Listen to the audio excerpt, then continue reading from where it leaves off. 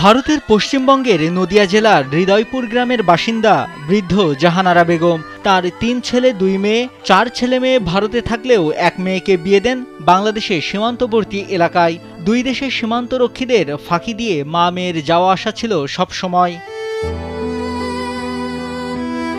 সম্প্রতি বাংলাদেশ ভারত সীমান্তে উত্তেজনা থাকায় সীমান্ত পার হয়ে মায়ের কাছে যাওয়া হয়নি বাংলাদেশে বিয়ে দেওয়া সেই মেয়ের। এদিকে জাহানারা বেগমও বেশ কিছুদিন অসুস্থ ছিলেন, তবে বাংলাদেশে থাকা মেয়ে আর মায়ের কাছে যেতে পারেননি। ৫ সেপ্টেম্বর বিকেলে ভারতের পশ্চিমবঙ্গের নিজ বাড়িতে শেষ নিঃশ্বাস ত্যাগ করেন জাহানারা বেগম। আসুন নারী হবার এই যাত্রাকে আমরা করে তুলি আরো সহজ। এসএমসির জয়া স্যানিটারি ন্যাপকিন। মায়ের মৃত্যুর খবর পেয়ে শেষ দেখা হবে কিনা সেই অনিশ্চয়তায় ভুগছিলেন চুয়াডাঙ্গার দামুরহুদা উপজেলার আনন্দবাস গ্রামে বসবাসরত জাহানারা বেগমের মেয়ের। এ সময় তিনি বিজিবিকে মায়ের মুখটি শেষবার দেখার জন্য আকুতি জানান।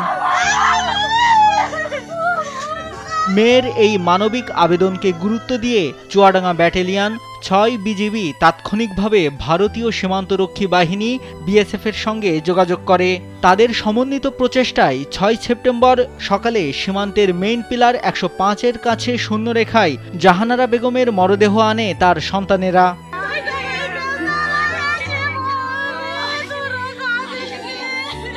এরপর সেখানে আসেন বাংলাদেশে থাকা মেয়ে। সেখানেই মেয়ে তার মায়ের মুখটি শেষবারের মতো দেখেন। এ সময় সেখানে এক আবেগঘন পরিবেশের সৃষ্টি হয়।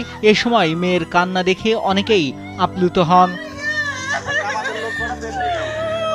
এদিকে মৃত মায়ের মুখ শেষবারের মতো দেখার সুযোগ করে দেওয়ায় বিজিবি ও বিএসএফ এক উজ্জ্বল দৃষ্টান্ত স্থাপন করেছে, যা সাধারণ মানুষের মধ্যে দুই দেশের সীমান্ত রক্ষী বাহিনীর মধ্যে সৌহার্দ্যপূর্ণ সম্পর্কেরও বার্তা দিচ্ছে।